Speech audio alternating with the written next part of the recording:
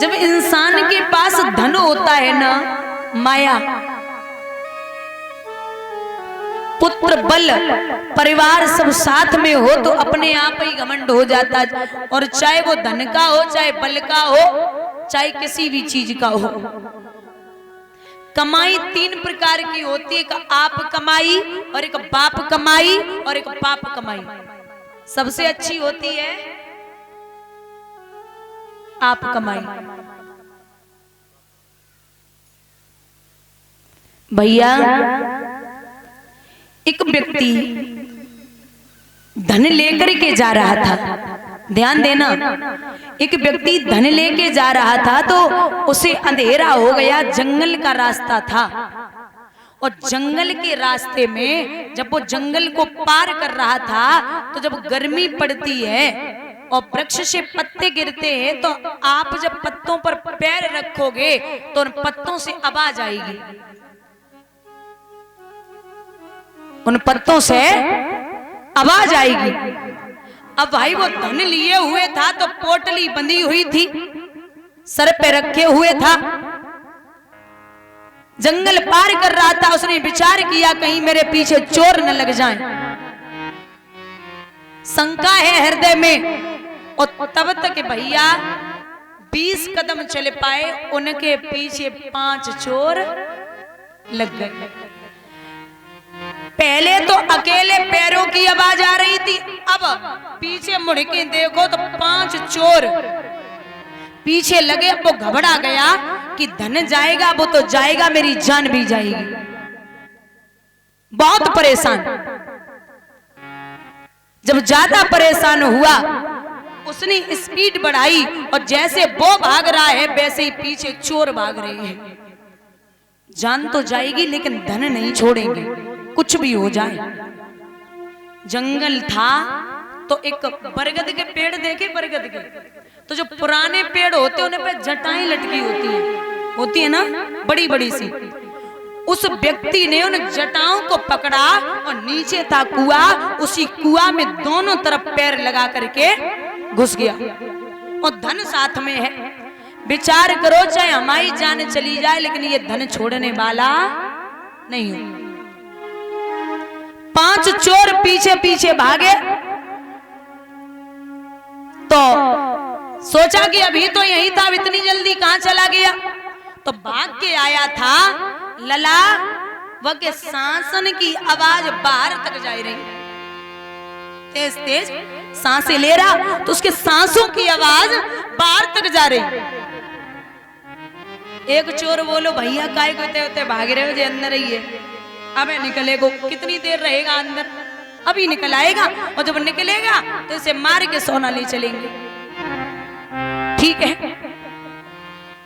कुछ देर भाई तो वो जो जटाओं को पकड़े हुए था उसने विचार किया कि अब थकावट हो रही है तो एक काम करें, हम कुआं में नीचे उतर जाएं।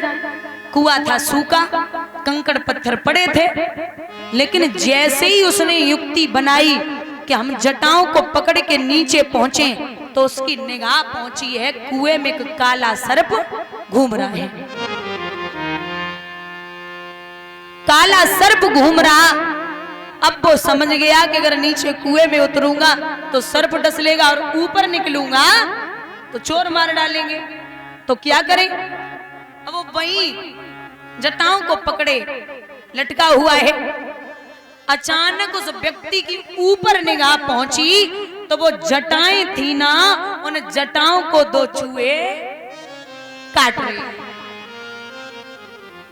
उन जटाओं को 2 चूहे काट रहे। अब तो वो पक्का समझ गया कि मरना निश्चित है, क्या करे। विचार किया कि कुछ भी हो मरना तो है लेकिन धन नहीं छोड़ूंगा।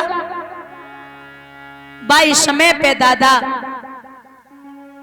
थोड़ी देर के बाद उसका मुंह खुला था, सांसें ले रहा था, अचानक ऊपर से एक बूंद गिरी।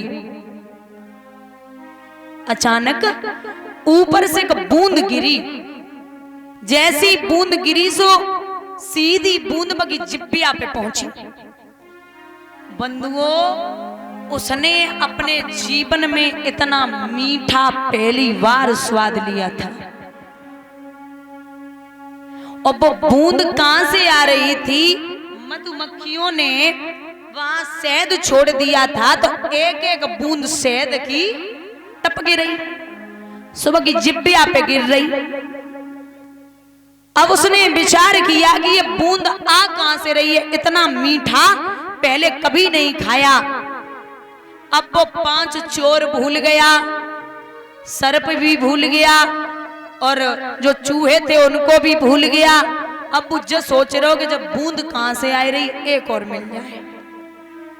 सब भूल गए, जब बूंद कहां से आ रही, एक और मिल जाए। भगवत श्रोताओं, कहने का तात्पर्य ये है, मतलब ये है कि वो कोई कहानी नहीं है। वो जो व्यक्ति है वो हम और आप हैं। और जो 5 चोर हमारे और आपके पीछे लगे, काम, क्रोध, मोह, लोभ और अहंकार, और जिस कुएं में हम और आप पड़े हैं, ये दुनिया है। और जिन जटाओं पर हम और आप लटके हैं, वो सांसें हैं। और जिनको 2 चूहे काट रहे, वो एक है दिन और एक है रात। और वो नीचे जो सर्प घूम रहा है, वो है काल। और जो शहद की बूंदें आ रही, वो है धन, वो है धन। अगर आज 1 लाख को मुनाफा होगा, तो सोच रहे 1 लाख को और हो जाए, फिर सोच रहे कि 1 लाख को और हो जाए। तो ना धन के चक्कर में सबको भूले बैठे हो, काल, चोर, और रात दिन कैसे कट रहे पता ही नहीं चलता। बोलिए गोविंद भगवान की। बंधुओं, एक समय की बात है, जो भगवान अपनी लीलाओं को बढ़ा रहे हैं। एक दिन भोजराज कंस की कचहरी लगी हुई है।